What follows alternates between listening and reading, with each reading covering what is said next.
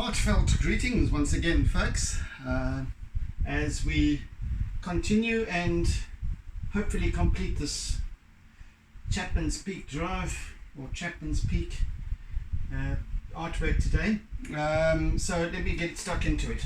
Right, I've kind of had a look at things and need to slightly readjust a couple of things today. Well, not completely readjust, but punch up on the contrast, especially in this more foreground area, which will allow that background to recede a little bit. So that's what I'm going to be working with today, and of course using my compressed charcoal. So yes, here we go. I'm going to probably take a 45 minutes to do this thing, but if I don't and I'm very close to completion, I will simply go stretch it to the hour. That's the plan in any case. Right, let me first of all, I want to now use my eraser tool at this stage. I call it a tool because that's what it is. It's just a straightforward eraser, and those of you who have been following my work for some time now will be fully acquainted with my eraser and my use thereof. I really enjoy using it, not for what its intended purpose was, which was to rub out pencil marks, etc., but as a blending tool. And it's fantastic for that. In fact, a shaping tool almost, because here I'm just working over the surface with back and forth, and it's really blending whites and blacks together. It's almost even creating little marks of its own that I can quite subtly just move around almost. It adds a texture all of its own, and it's a wonderful little tool for just subduing the harshness, the harsh black of the chalk pastel, whilst overall increasing the contrast, if you will. So yeah, and also just shaping this, giving it form, giving it a little bit of new texture, and yeah, but the main purpose is blending. So love working with this, and it was purely by chance that I found it was such a fantastic tool. I know people do use it. I know there are artists who use erasers, and they get those little which I can't seem to find now, but I've given up trying to look for it. It's a pencil eraser, so it's got, where you would find lead in a pencil, it's got rubber, so and then you can sharpen it and do whatever. Now I suppose I could use something like that, but this suffices well and good. It's a fantastic little tool, and I've used it so often especially for creating grass and things like that with landscapes. It's well, there's no grass here, but it just works so well to kind of just subdue that texture of the charcoal and pastel. So it just blends nicely. It also gives nice little shapes and what have you as well. So where I've been unable to create them with the Conte or with the pastel, etc., and new little shapes. So where there's still paper showing through, I can work over that with what's on my eraser. and use it to shape and create new shapes and forms, and in effect create new layers as well.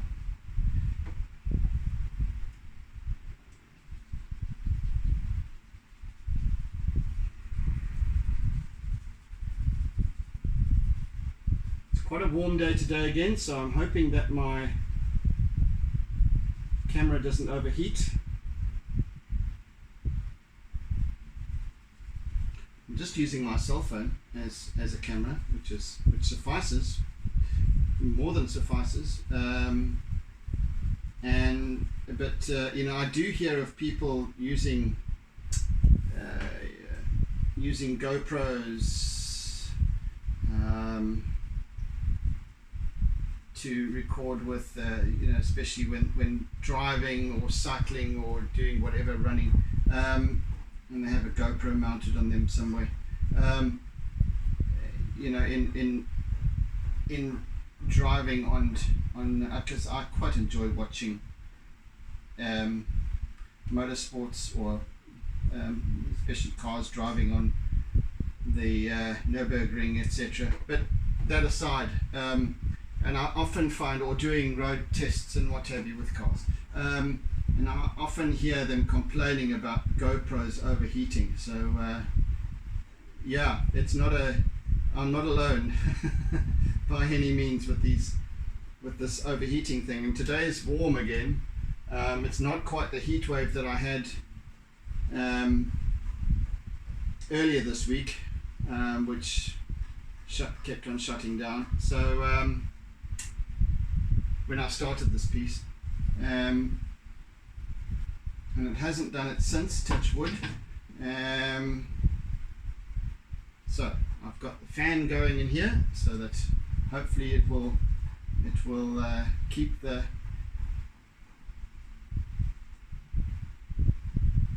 camera nice and cool, keep my phone cool-ish, enough to last me.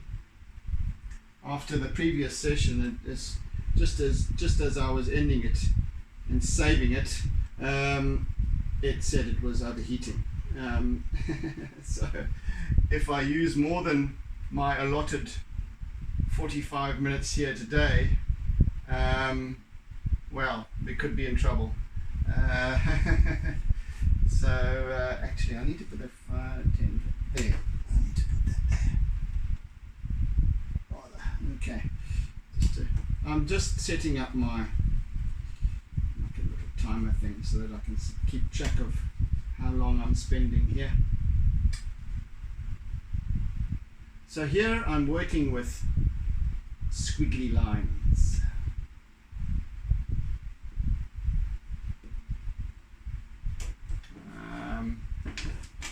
Squiggly lines, and what I want to do as well, I shall show you shortly. See, you can also erase with it, but not in a way that I want to remove something. I want to blend something. I want to create a little bit of highlight here and there, and it works really well for that, and also gives me a completely different texture to the charcoal and Conte, etc. So it kind of just smooths things out a little bit nicely.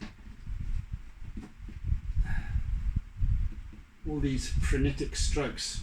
Oopsie. Right, now I'm going to just clean it a little.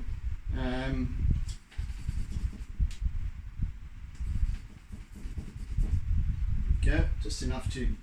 Right, now I'm going to start working with the sea, and here, whereas in this section I'm going all over little squiggly lines, here I'm going with this lateral, horizontal, long, streaky, smooth lines, and and blending at the same time. Lovely. It really does a good job of creating that almost glossy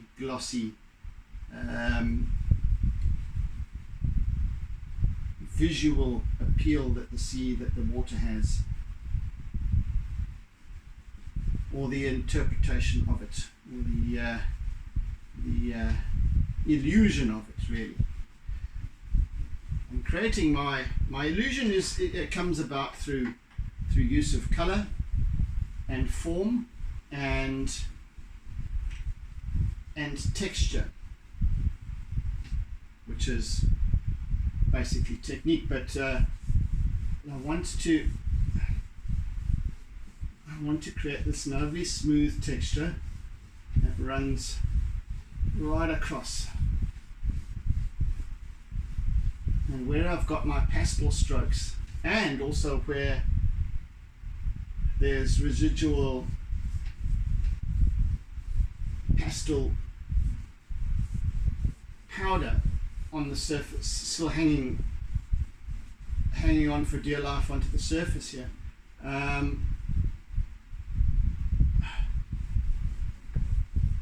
It just blends it out quite nicely, smooths it all out, without using that the palm of my hand to smooth it, or my fingertips to smooth it with.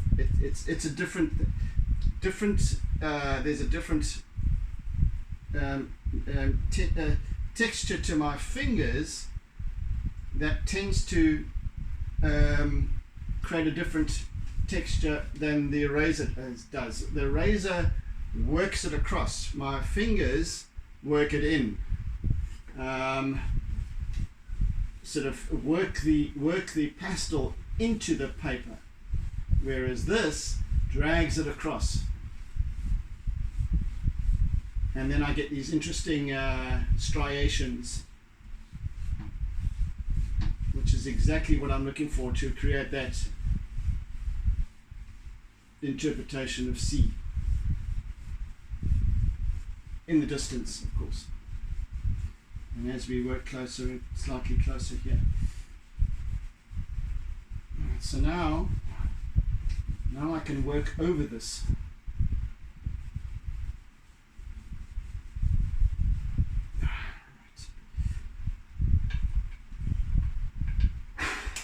Blow the excess off. Yeah.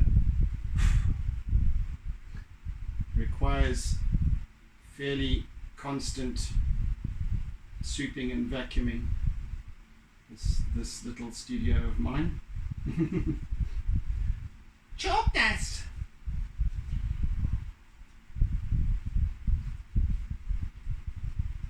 Chalk dust. Right. Little bit of indigo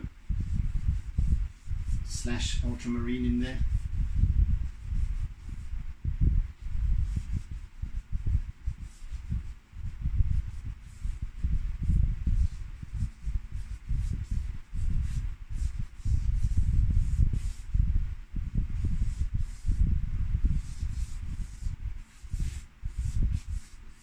Now I can use my fingers to now just smooth that across the top,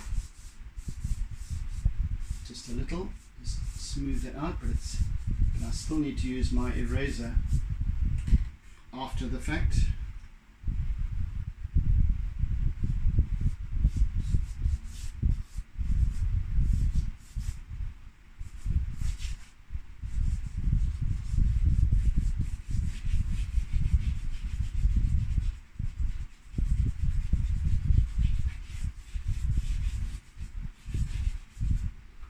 This lovely deep blue down the bottom here.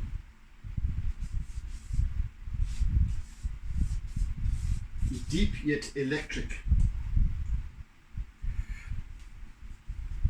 I don't know if the camera really picks up these subtleties of Huey Lewis in the News.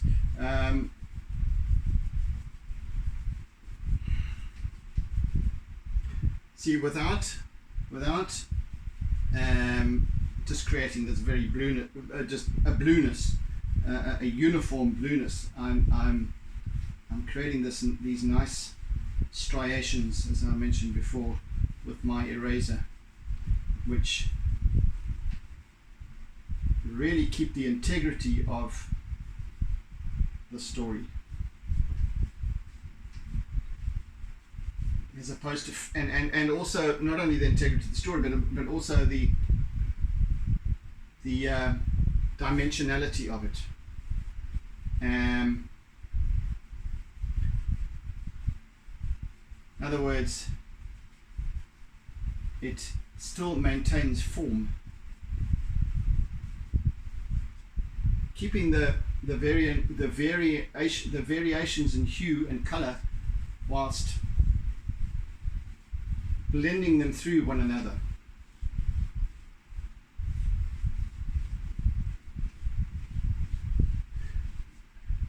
You must know, though, that as I'm describing this to you, it's because I'm observing what I'm doing. I don't think about this is what I need to do. This is not a technique that I am. Whatever I'm doing here is unique to this particular piece, and every single piece is like that. It's just what is asked for, and I pick it up and then I reason why. And then I start to observe and go, well, why is it that this works so nicely? Why, it's because the artwork is creating itself, as I'm always maintaining.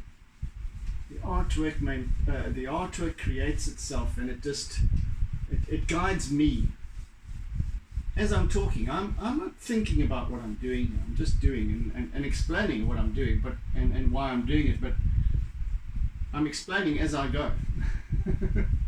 I'm explaining to myself more than anything else, actually. And it seems to be working. It seems to be working. Right, so we've got some nice, whatever's out there, there's perhaps some rock or whatever that's just beneath the surface that is creating some disturbance further out here, and whatever currents washing across here,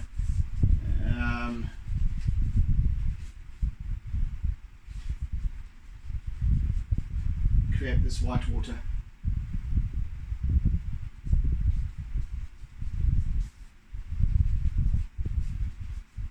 Yeah, I'm not going to be using any acrylic.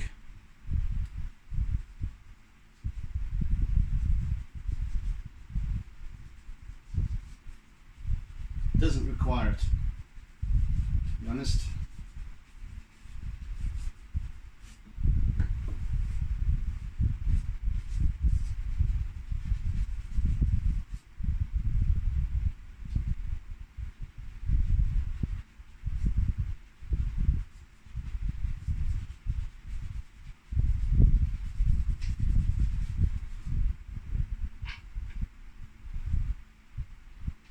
Once again, just working with the eraser just to smooth it out a bit. A little bit more.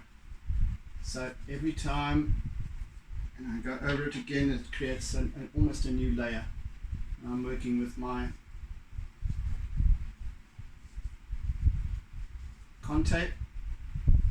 Just gets lighter. It doesn't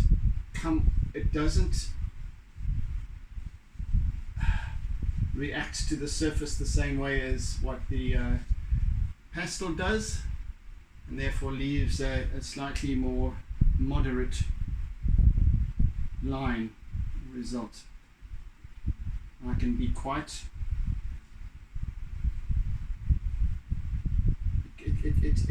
it actually leaves a line that is quite soft, gentle, and quite fine as well, so I can actually build up quite a little bit of perceived detail here as well.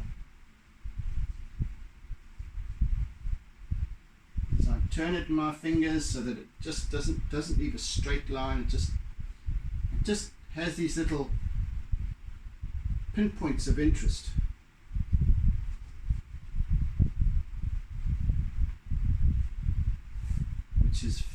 fantabulous.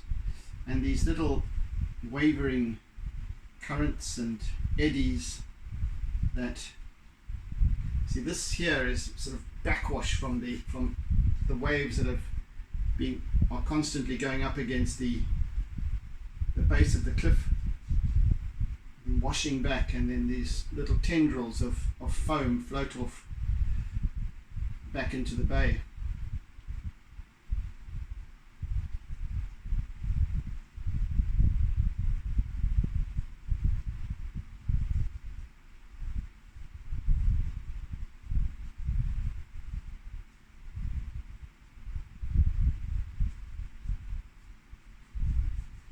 Again, I never set out to create any kind of, in fact I don't like trying to be photorealistic. It's not my intention. It's not the way that I like to, this is more about the observing of reality and its interpretation graphically. So with the result that some aspects of this,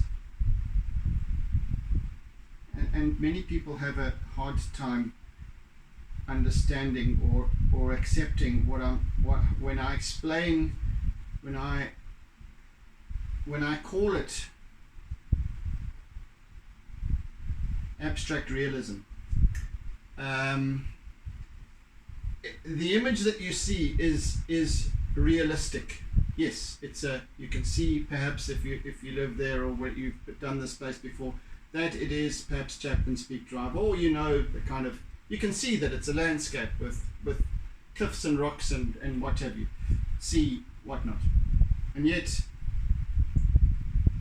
right close up, it's not photographic. It's not a literal translation. It's definitely much more of an abstract translation that masquerades as realism. It's as best as I can put it, I think.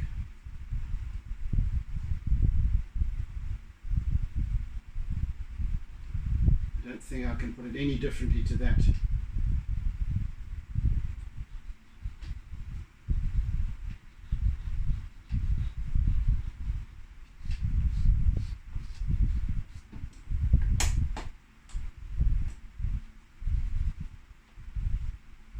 Right, now back to my dark black Conte. Now this is slightly harder than, or significantly harder in texture than the compressed charcoal. Okay, so even though the both of them are black, the one is much more intense than the other. In other words, the compressed charcoal is the most intense black. So here I want a slightly less prominent black, and yet I want to create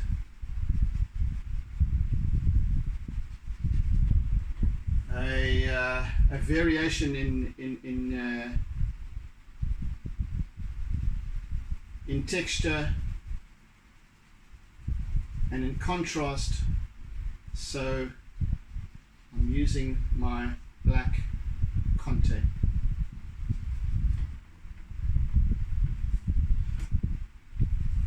And I shall go back to my compressed charcoal because it is required.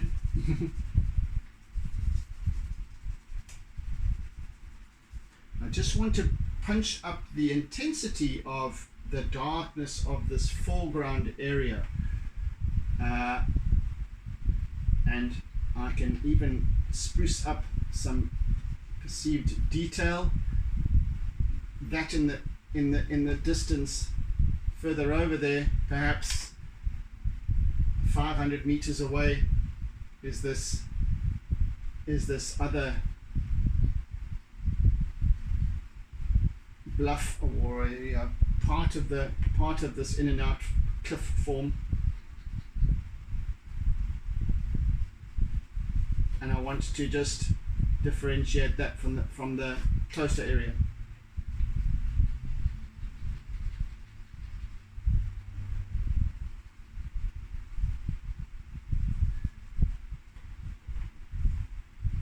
Not with overkill, however, not too much. Just subtly so. Now I'm going to be using a thick charcoal, also to build up this slightly darker. See, under all of this I've got the greens, the browns and all of that, so they're there and they still show through because of the line work of the charcoal. The charcoal isn't opaque in its cover, so I can still see those colors coming through.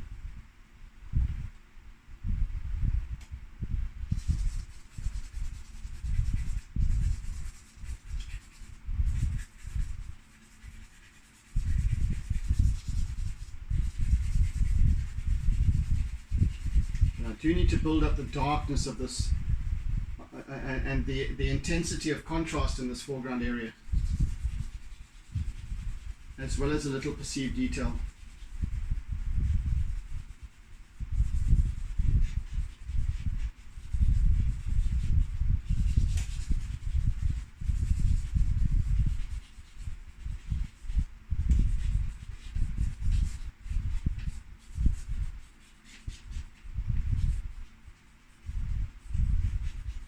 And you'll be happy to see that I'm still using some lovely graphic, hard, charcoaly strokes, so that we don't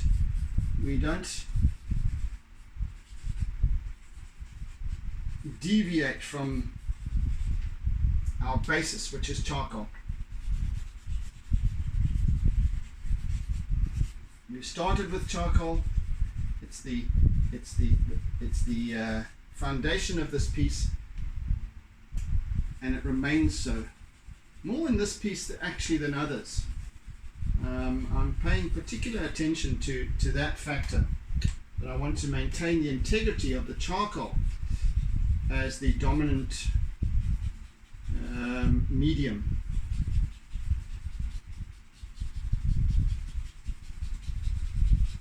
And that's great.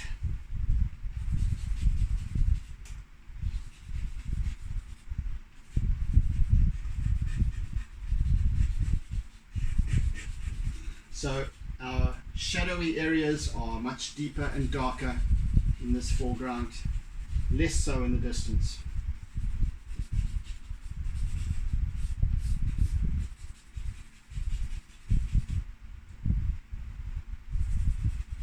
At the same time, the contrast is more pronounced. Yeah, that's better.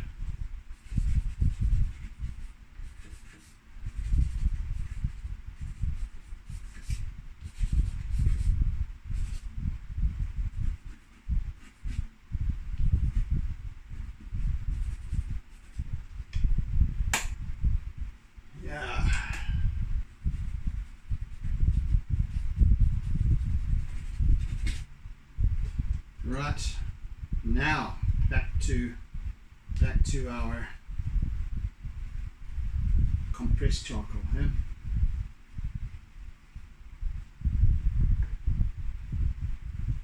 Already you can start to see that this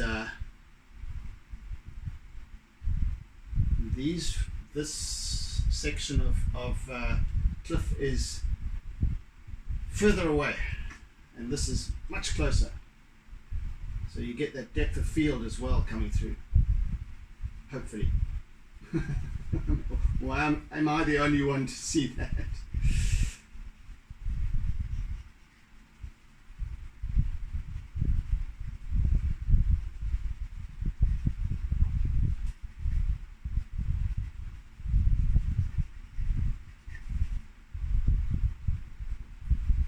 So much more intense black lovely and carbony almost, but it's not quite.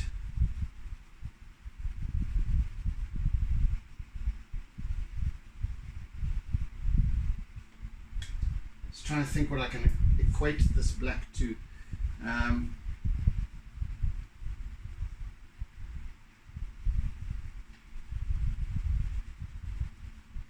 It's black powder almost.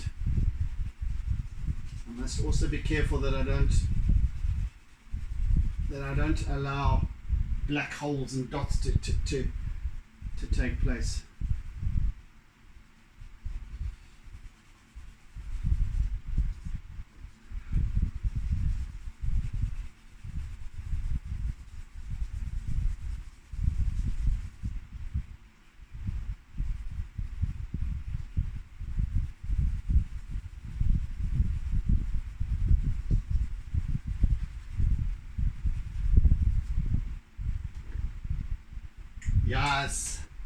Yes, baby. There we go. So some lovely contrast.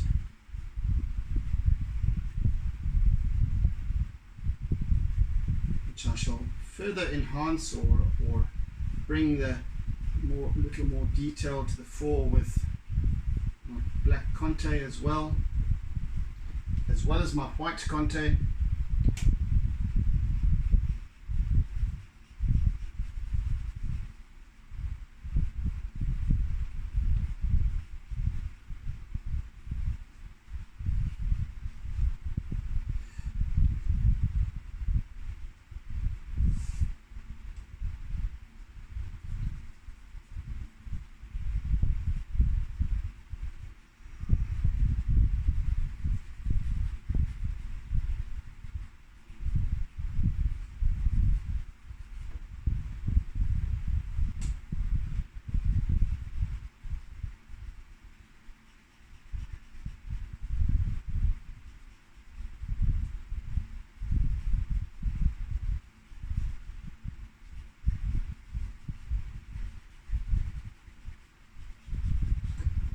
As I mentioned, the reason for this darkness here, for the use of my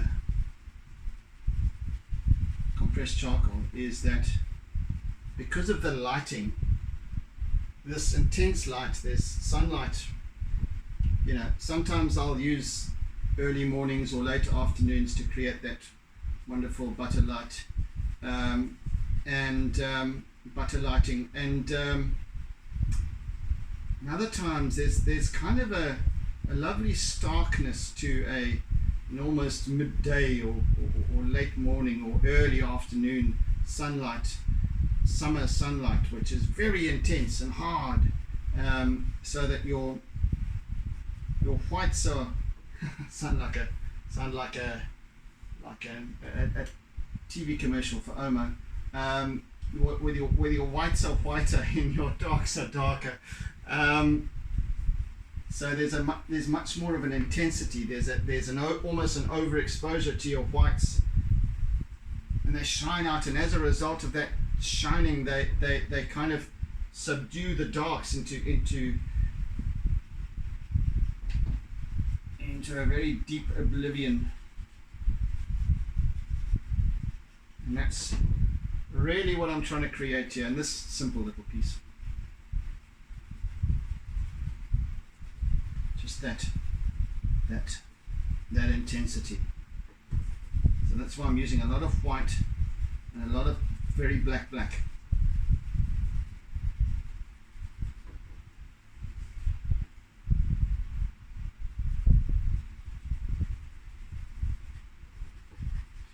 So it looks like there's about 10 minutes left, but I'm not going to race the clock.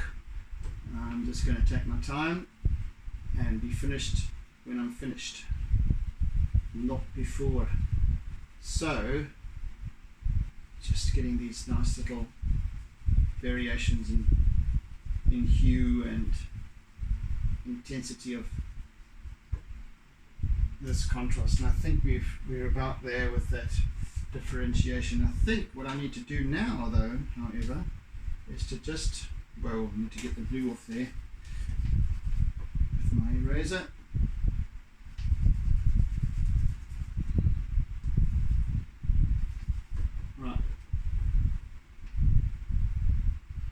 to make those lines a little. Wait a second. I'm going to use a brush. What the brush does is it really starts to abrase the whatever's on the canvas, on the paper, and it takes it off, but not completely. So it really softens it. So now I'm getting these soft, almost you can almost perceive the distance that it creates. It blends, but it also removes. Actually, it removes more effectively than an eraser, to be honest with you. It also gives me that, oh, this is far in the distance. And it is. I would suggest that it's at least, if you take the windy road, more than 500 meters away, but perhaps about 500 meters as the crow flies across to the next curve. Maybe less, 400 meters, 300-400 meters perhaps, I don't know. But so now I can just soften these lines. The lines are still there, don't get me wrong, I'm not taking them away altogether. They're still there and lovely and textured underneath, but now I've softened them. Look, already you can see that it's receding. So all of this line work now becomes softer, less intense, more distant, more hazy.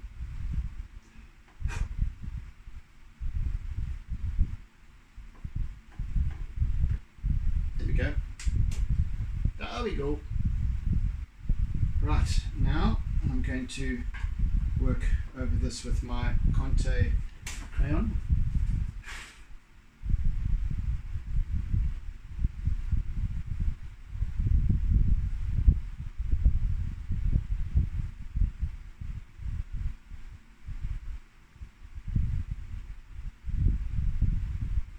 Now, just through line work, and it brings back a little bit of the detail, but maintains that softness. And because I'm not using my white pastel here, which is a little bit more intense white, it's softer, and I'm building up the integrity of the form here with line.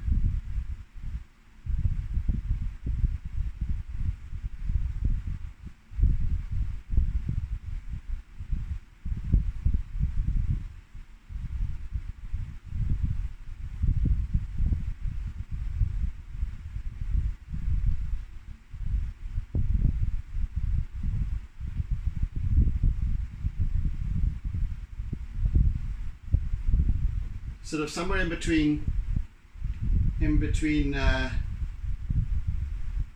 sketching and doodling, or drawing and doodling. Much the same thing, but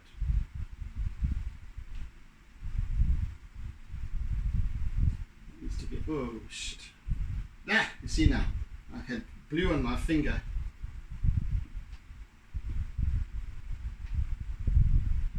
Let's just mush that out a little bit.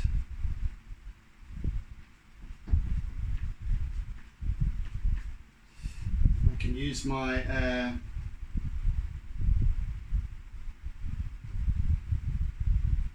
white pastel a little bit later to just catch some nice highlighted areas.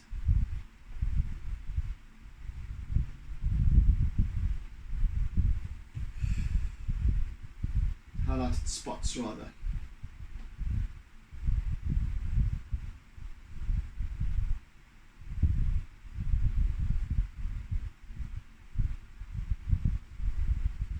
I think I will use my black Conte a little bit as well, also for some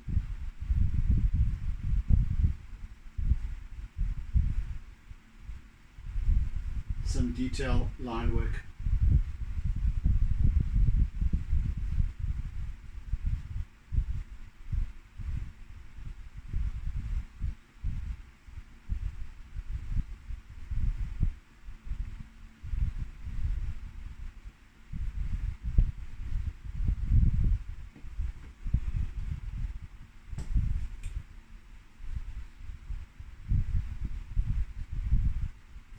Right, now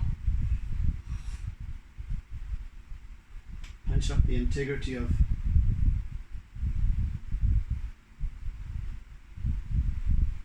these rocks over here.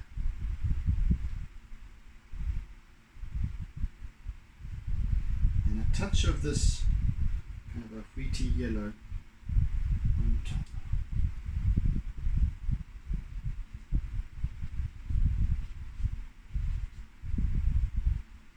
Just a wee bit. Much closer, so you can actually see this, the subtleties, the variations of color and hue closer up.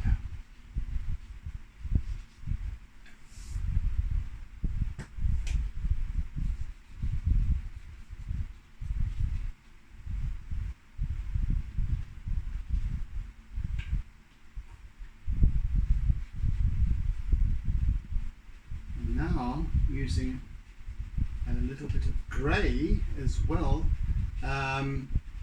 Grey I wouldn't use on its own. I'm using this to sort of kind of blend some of these colours and so on.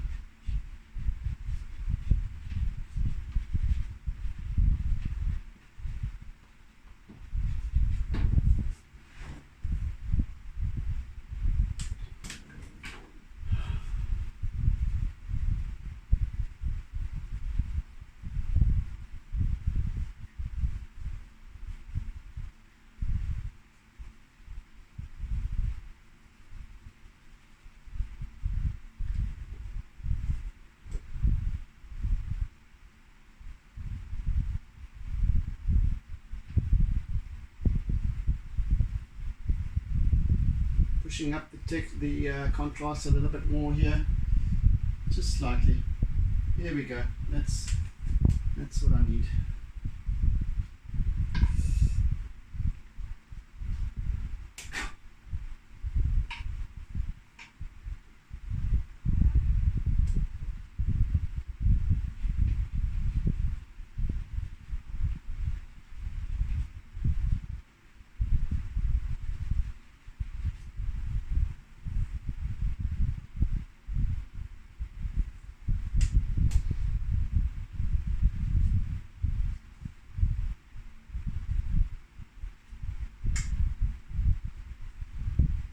People after contemplation and reflection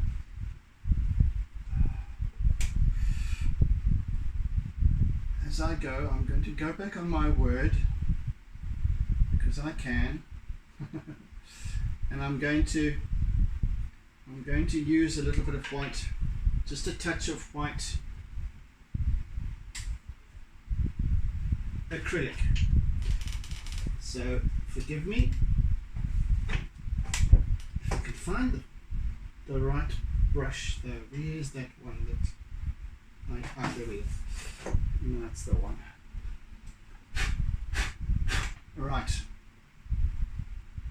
I'm going to just use this funny old bristly thing.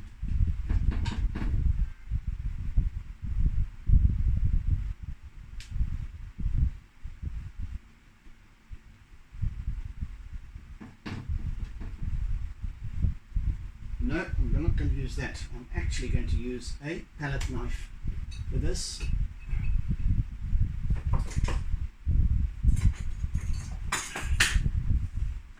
The long spindly one. Right. That's the one. That's the one. It's the one of the want.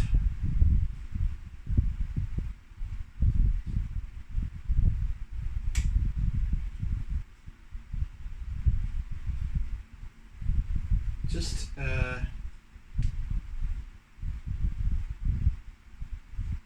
just a little bit. So we are now going to be going into overtime. So we'll push it. Well, I do claim that my sessions run from between 45 minutes to an hour. So that's what I'm about to do.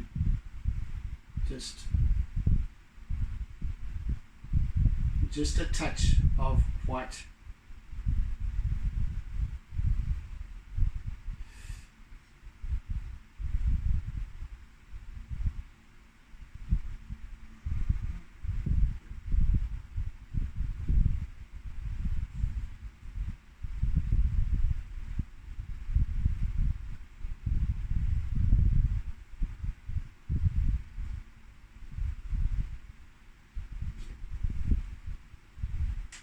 Yes.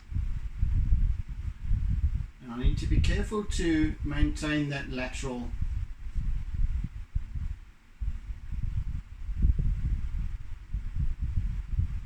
integrity.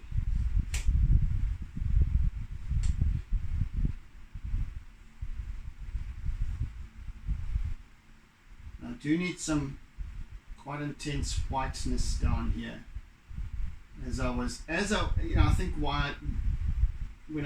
the moment I decided was when I was explaining how intense the light was.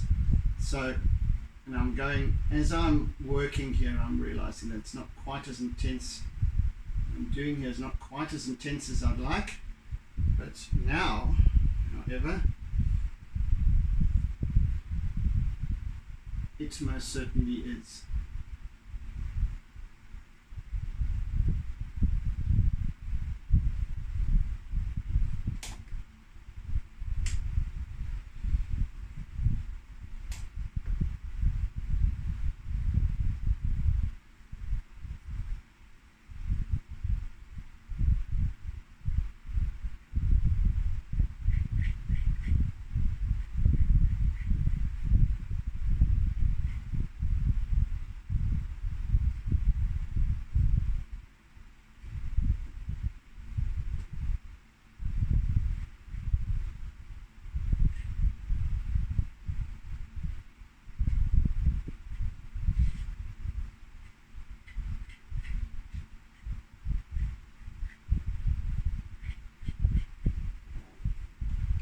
There we go.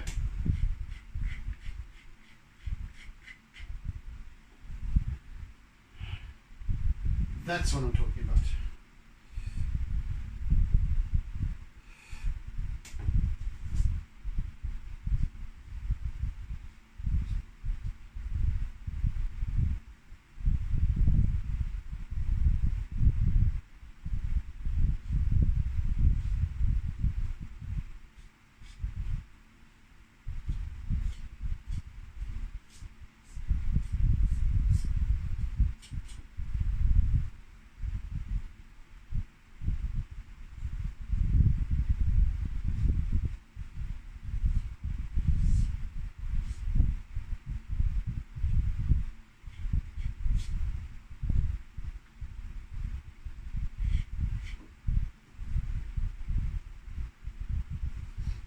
Right, that's enough.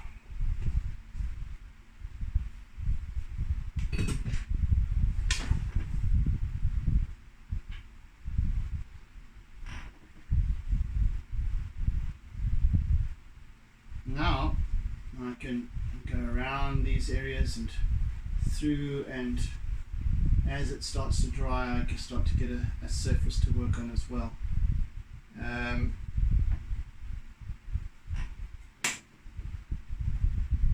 Let me just replace that notch there. Right, so we've got something nice to work with here. A little bit more intense white, another texture,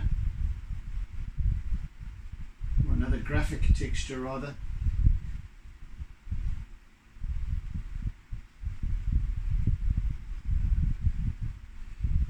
And I want to do these fine lines right across, just squiddy little, not squiddy but just not straight and smooth. Just caressing the surface of the piece here.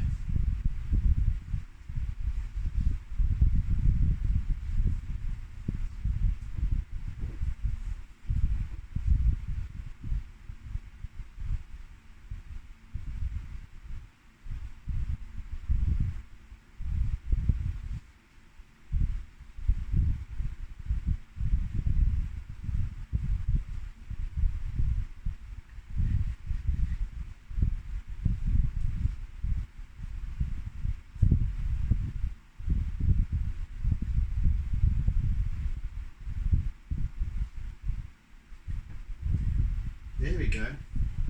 There we go.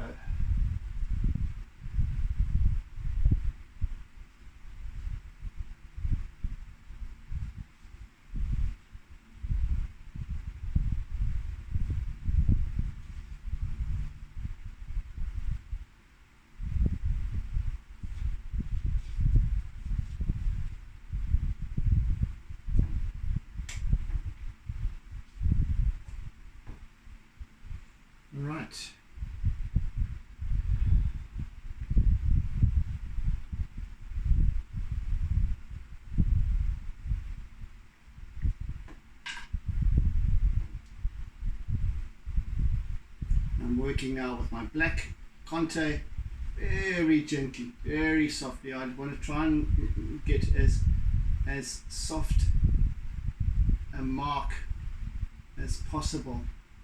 And I'm just kind of doodling around here, just kind of looking to create a little bit of perceived detail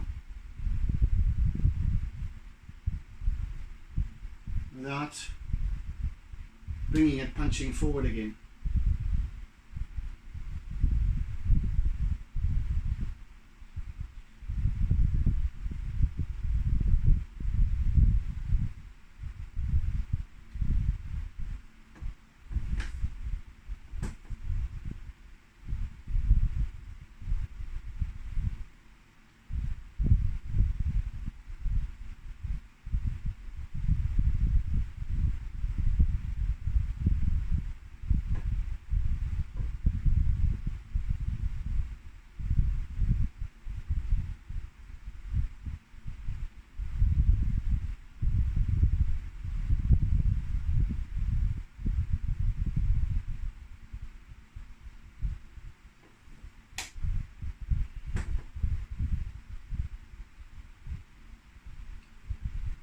Okay,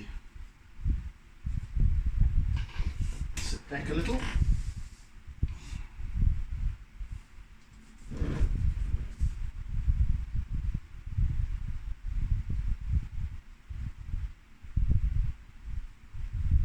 Just a little more detail on top of these rocks here, so that they're not quite so slab-like.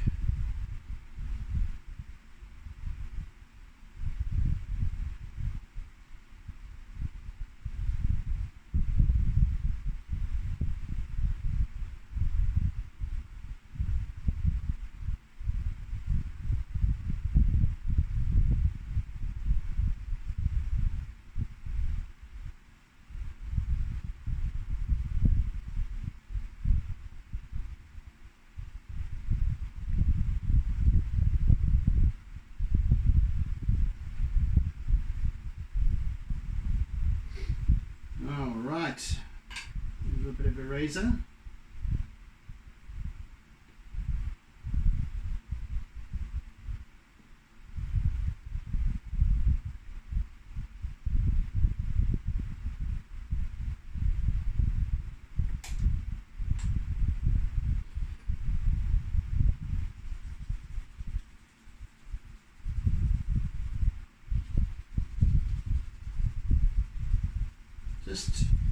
Just little bit of enhancing, a little bit of contrast here with white highlight, surface highlight, just bringing it forward a little bit.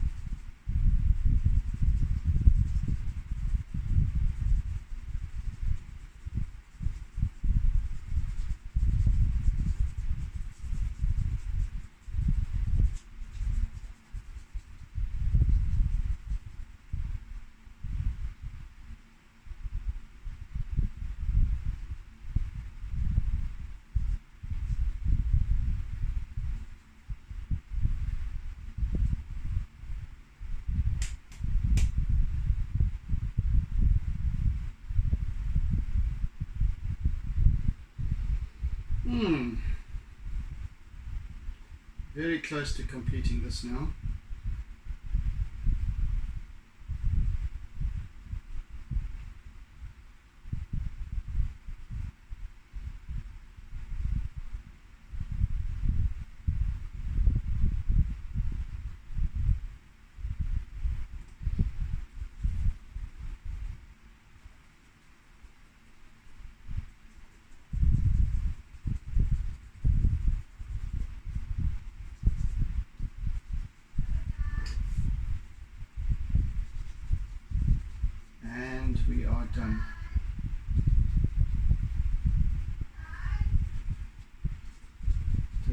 Just hold on a second. I'm just busy.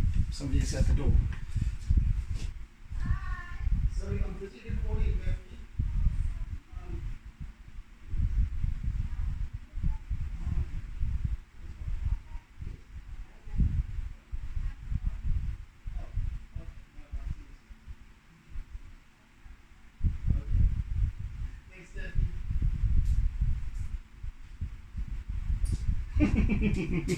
Okay, well, you get these sessions that sometimes they